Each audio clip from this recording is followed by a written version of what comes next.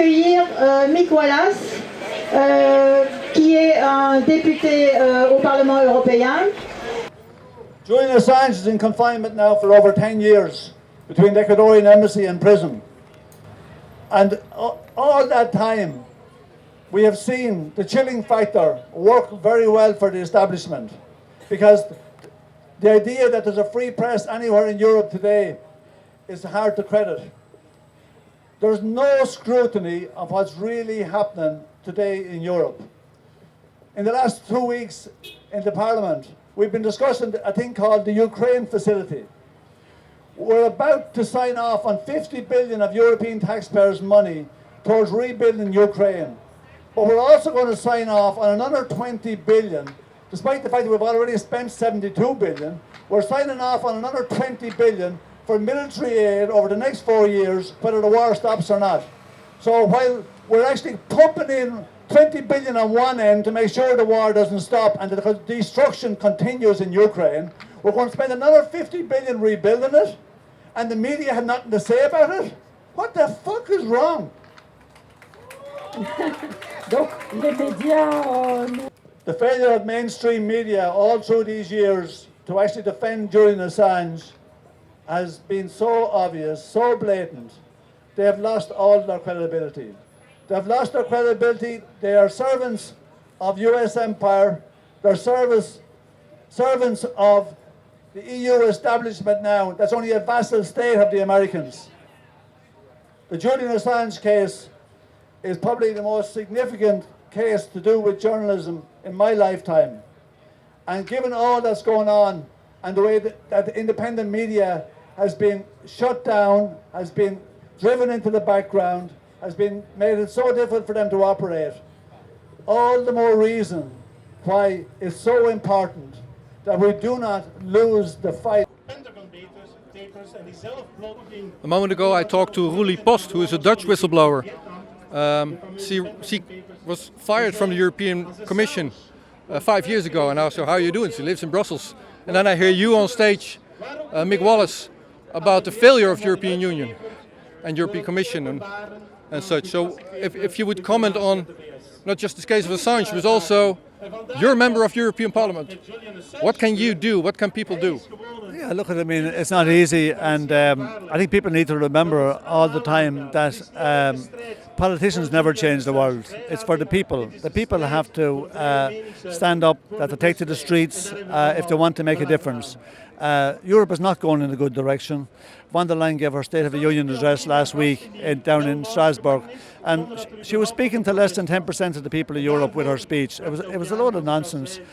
She's speaking to the elites. She's not representing the people of Europe, the citizens of Europe. She's representing US empire with her battle with Russia, which isn't actually in the interest of the Europeans.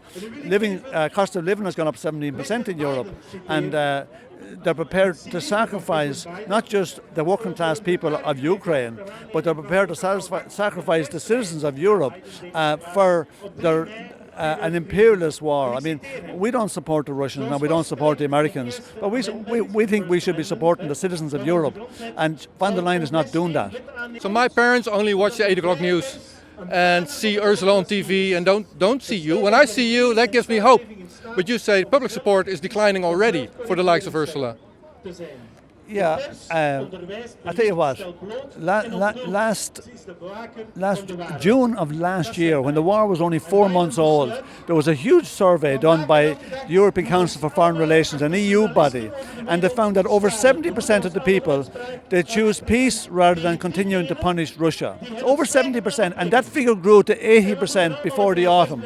And myself and Claire Daly had an amendment twice in the plenary in Strasbourg to the Ukraine resolution, and our amendment said that we called on the EU to maximise the potential to bring about dialogue and diplomacy with a view to ending the war and establishing peace.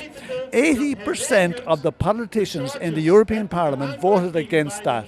80% of them, right?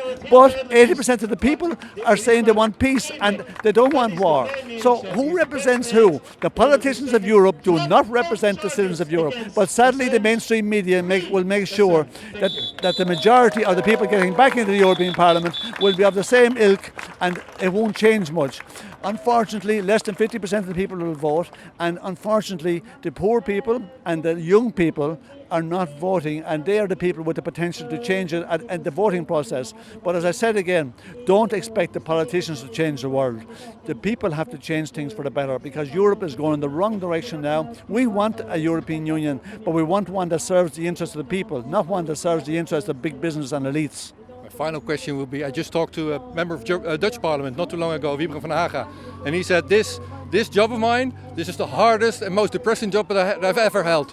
How's your job as a parliamentarian in Europe? Yeah, listen, I mean, it was obviously more enjoyable in construction. I spent all my life in construction. But listen, I do my best. Myself and Claire Daly work very closely together. And we're trying to make a difference in a positive way, and we're trying to change things. We see serious problems with how the European Union operates. We're trying to change it. We never promised that we could, but we'll certainly try. Whenever I see your face on television or on my computer or online, you're a beacon of hope. So thank you for that. Thank you very much. Thank you. Het gaat hier vandaag over saamhorigheid. Dagje zonder hemel. Rustig ligt niet. Normaal maken is wat niet is normaal. Every nation in every region now has a decision to make. En dan ook geen hel meer. You think I'm joking? Predator Dat drones. is best makkelijk. You will never see it coming. Wat dacht je alle mensen? Laat staan dat ik kan ingaan over vuur. Bezig met vandaag.